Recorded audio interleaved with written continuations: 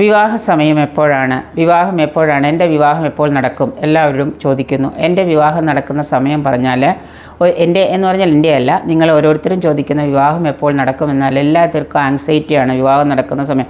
സ്ത്രീയുടെ ആണെങ്കിലും പുരുഷൻ്റെ ആണെങ്കിലും ജാതകങ്ങൾ പരിശോധിച്ചാൽ വിവാഹ സമയം, ചിലവർക്ക് വിവാഹ സമയമൊക്കെ കഴിഞ്ഞു പോയിട്ടുണ്ടാവാം. നിശ്ചിതമായിട്ട് നമുക്ക് തീയതി മുഹൂർത്തം വരെ നമുക്ക് പറയാൻ സാധിക്കും. വിവാഹ നിശ്ചയവും വിവാഹ മുഹൂർത്തവും ഇത്ര ദിവസത്തിനുള്ളിൽ വിവാഹം നടക്കുമെന്ന് വരെ നമുക്ക് പറയാൻ സാധിക്കും.